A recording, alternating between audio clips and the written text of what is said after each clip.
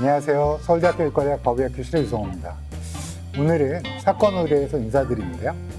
최근에 이제 제가 드라마를 봤는데 굉장히 좀 재미있고 섬뜩하기도 하고 이래서 그게 중심이 되시는 주인공분을 모셨습니다. 안녕하세요. 예, 안녕하세요. 배우 네. 박용호입니다. 이번에 드라마 메스를 든 사냥꾼에서 윤조균이라는 역할을 맡았습니다. 좀 무서운 역할인데요. 하나뿐인 내 딸 생일 축하해. 이번에도 실이 발견됐습니다. 설마 이것도 재단 사짓일까요? 그럴 리가 없어. 그때 분명히 죽었어. 조만간 꼭 보자. 내 딸.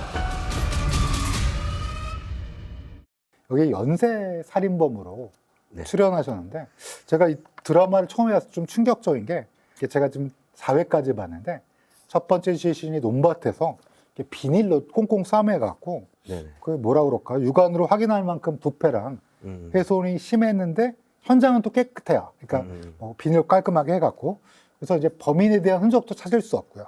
죽은 사람이 23살 대학생 여대생인데 경찰 공무원이 되기 원해서 공부 열심히 하고 택배 물류센터에서도 막 일도 하면서 스스로 이제 자립하려고 하는 어떻게 보면 굉장히 괜찮은 여학생인데 여기서 깜짝 놀랐던 게 부검 장면이 나오거든요. 시신의 위를 제외하고는 다 장기를 없앴더라고요. 위만 남겨둔 것도 왜?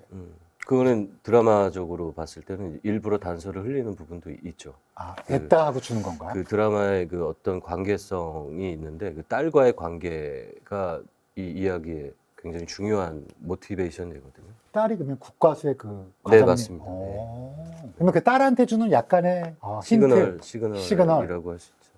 아니 그래서 제가 이상한 게 장기를 드러낸 다음에 이거 우리 유튜브 찍을 수 있나 모르겠는데 장기를 드러낸 다음에 이 시신을 막 꼬매잖아요. 근데 실이 안에서 나오는 거예요. 근데 그렇죠. 그때 그 주인공 여자분 국가수 과장님이 네. 갑자기 서늘한 표정을 지으면서 뭔가 알겠다는.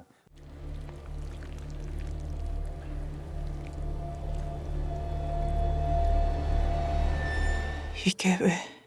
그것도 일부러 그런 거예요. 그렇죠. 극 중에서. 네.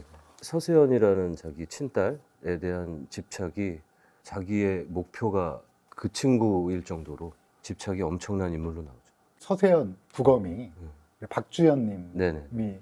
연기하셨는데 17세인가요? 뭐 그때 의대를 가고 최연소 의사의 서울과학수사연구소 과장 천재 부검이 이게 이제 아버지 머리를 닮았다고 봐야 되겠죠? 그렇죠. 그 시신 부검하는 걸 보니까 구더기가 이제 시체에서 나올 수 있는 것보다 훨씬 큰 구더기가 나왔어요. 그래서 처음에 그래서 이거 내가 장문했는데 뭔가 잘못 전달이 됐나? 원래 구더기라는 거는 부패가 진행됨에 따라 1형, 2형, 3형 커지고 또 성충이 되는데 그 크기를 보고 이게 시신이 얼마나 오래됐는지 저희가 판단하는 근거가 되는데 근데 거기서는 일부러 키워서 거기다 시신에 넣는 게 나오더라고요. 세탁소에서도 막 정렬 깨끗하게 해놓고 뭐든지 깔끔하게 해놓고 막 이런 깔끔한 성격인데 구더기를 어떻게 키울 생각을 했는지 그 드라마 내에서 제가 그런 건 아니고요. 네. 알고 있죠. 사람도 안 죽이죠. 캐릭터가 그런 거고요. 그 구더기를 가지고도 얼마든지 그 시간을 조작할 수도 있다라는 일종의 과시욕이라고 봤어요. 사진 먼저 찍을까요? 오른쪽 안구 적출, 구더기 침실. 육안으로 보기엔 부패에 비해 구더기 크기가 좀 커 보이긴 하는데 우선 구더기로 사망 시간 확인하고. 네. 저 이 드라마 보다가 정말 깜짝 놀랐던 게 하나 있는데 여대생 시신이 발견된 후에 나우르의 토막난 사체가 발견되는데 충격적인 게 손가락 마디를 모두 다 절단해서 누군지 알 수 없게 한 거예요. 근데 제가 좀 이상했던 게 손가락을 하나 몸속에서 남겨놨어요. 네네. 그걸 또 우리 부검이, 서세연 네네. 부검이가 찾아내요. 그럼 왜 그런 건가요? 이것도 게임인가요?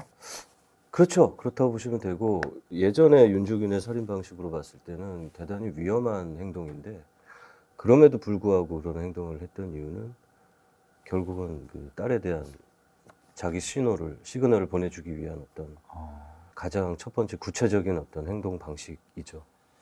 제가 좀 충격적이었던 게 손가락에 하나 나오잖아요. 지문을 찍었더니 저희 부검이에요. 네네. 왜 우리 부검이를 죽이느냐. 나 진짜 막 화가 나. 저희 가뜩이나 사람도 없어갖고 지금 다들 바빠 죽겠는데 왜 그랬나요?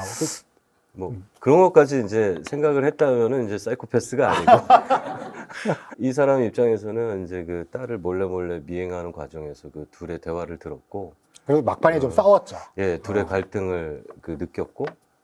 독립 좀 하려는데 좀 도와주시면. 그러다 우리 조직의 신뢰성 문제로까지 불거지면 부검이의 진정성, 신뢰 뭐 이런 건 다 핑계고 승진 때문에 그러는 거잖아요.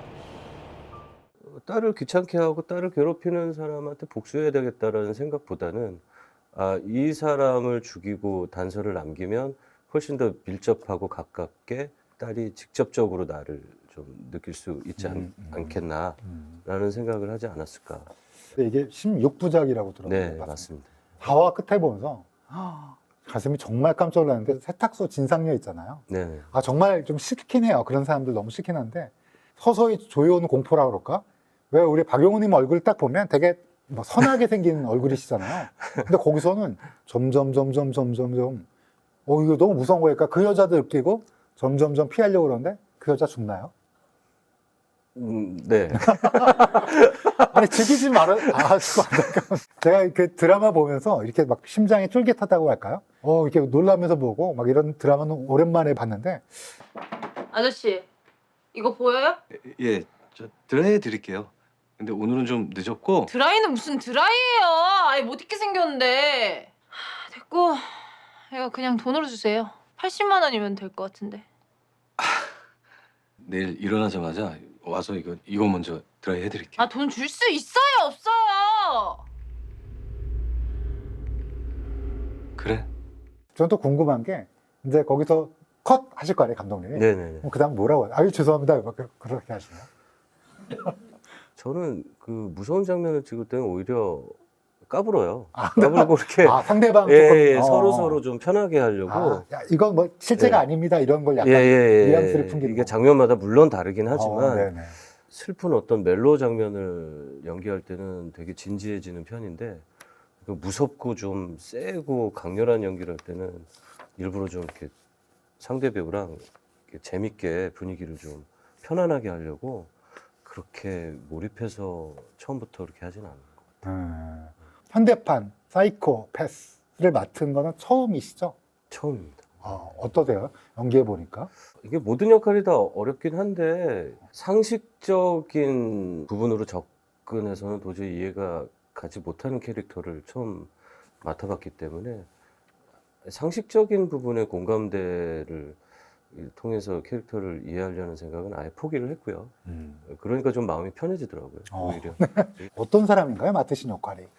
굉장히 남의 이목을 신경을 쓰고 창피함이나 부끄러움을 견디지 못하는, 이게 남이 조금이라도 좀 자기와 다른 의견을 내거나 나를 질책하는 것들을 이제 견디지 못하는 그런 류의 이제 캐릭터로 잡아서 그 환경이나 어떤 외적인 그런 모습도 굉장히 남한테 잘 보이기 위한 행동을 오랜 시간 동안 습관적으로 해왔던 사람이기 때문에 어지러 놓는 것에 대해서도 견디질 못하는 그런 캐릭터로 잡았던 기억이 나요. 이런 살인마는 따로 연구를 하셨을 것 같아요. 왠지. 뭐 영화도 보고 다큐멘터리도 봤는데, 영화에서의 캐릭터랑 그 실제 연쇄살인마랑 싱크되는 어떤 그 공통점 중에 하나가 그 공감 능력이 굉장히 떨어져서 일부러 그 연습을 한대요. 그 타인들하고 소통을 하기 위해서. 그래서 거울을 보고 자기가 사람들이랑 소통할 때 어떻게 표현을 해야 사람들이 좋아해주고 친해지는지를 자기는 이해를 못하니까 책이나 어떤 것들을 보고 그것대로 이제 거울을 보고 따라한다고 그러더라고요, 연기를. 그래서 이 캐릭터를 잡을 때도 이 사람도 그럴 것이다 라는 생각하에 캐릭터를 좀 잡아가기 시작했던 것 같아요. 근데 저는 약간 걱정되는 건, 제가 이제 부검을 하는 법의학자다 보니까 시신을 많이 보는데 많은 분들이 저한테 물어보세요. 트라우마 괜찮냐고. 근데 제가 이번에 드라마 보니까 현대 과학이 발달해서 그런지 저 진짜처럼 보이는 것도 있어요. 진짜로. 맞아요. 예. 깜짝깜짝 놀랐는데 구더기도 진짜 같던데 그건 맞나요? 구더기? 구독인 진짜입니다. 진짜죠? 나 구더기 보면서 이거 진짜인데 이거 진짜요. 이거 만들 괜찮으셨어요? 이 시신에 대한 뭐 덤이겠지만 시신은 아니죠 실제로. 네. 그러면 제가 잡아갈 거예요. 근데 제가 경찰은 아니지만 괜찮으셨어요? 실제로 이게 클로즈업 장면 찍을 때는 실제로 이제 배우분이 누워서 찍은 경우도 그것도 있고, 있고요. 예. 이게 가짜로 표현할 수가 없으니까. 그러니까 실제 배우분이 누워 있는 거는 오히려 이게 가짜라는 게 이제 당연히 살아 계시니까 연기할 때 서로 대화도 하고 그러니까 가만히 있어봐. 예, 뭐 힘드시죠? 하고 뭐 얘기하고 그러니까 오히려 이렇게 기분이 뭐 이렇게 이상하고 그러진 않는데 덤이라도 뭔가 이렇게 나와 있는 어떤 그런 덤이들이 있으니까 조금 으스스하긴 하더라고요.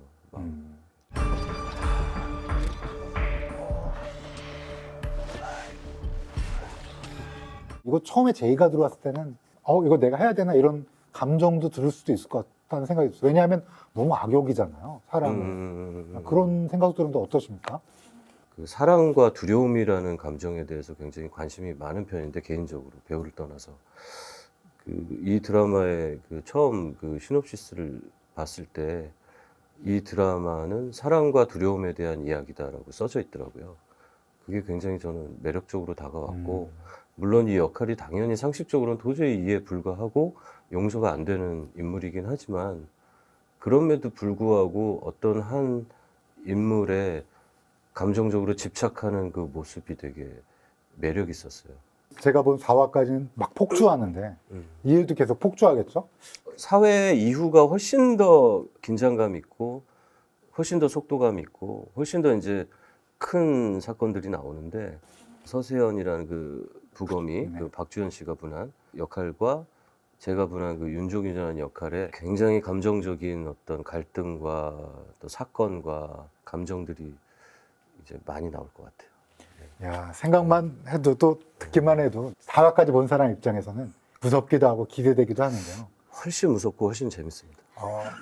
정정윤 씨인가요? 잡히나요? 그분한테? 는 스포겠죠? 이제 강원 씨라는 강원 씨. 배우분이 네. 이제 그 정정현 잘생겼더라고요. 잘생기셨죠. 저 끝난 다음에 그러면 저한테 맨 끝에 잡히는지 어떻게 되는지 왜냐면 잡혀야 돼요. 우리 국가수 직원을 죽였어요. 부검을 하기 때문에 저는 사실 이 드라마 보면서 천재 부검이 저희 업계에서 천재 부검이를 얘기하면 누가 있을까? 절대 아니고 절대 아니고 천재 부검이 또 끈질긴 엘리트 경찰 그리고 여기 최강의 빌런 사이코패스 윤조균 이 세 명의 이 화산 같은 충돌이 굉장히 기대되고요. 이 드라마를 꼭 봐야 되는 누가 봐야 되는지 또 이 드라마를 추천하는 이유. 일단은 뭐 다른 것 떠나서 저도 한 사람의 시청자로서 관객으로서 재미있는 드라마 영화 좋아하거든요. 근데 장르적으로도 이 드라마 그 재미가 있어요.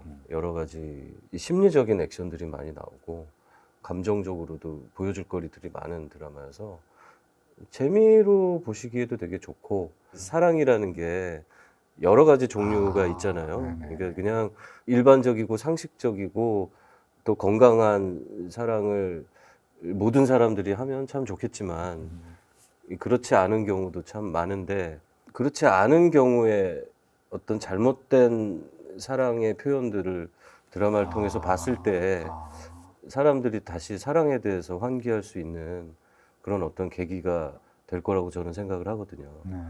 근데 이 드라마도 그런 어떤 메시지를 줄 수 있는 드라마가 되지 않을까. 그런 차원에서 보셔도 재밌을 것 같아요. 세연아,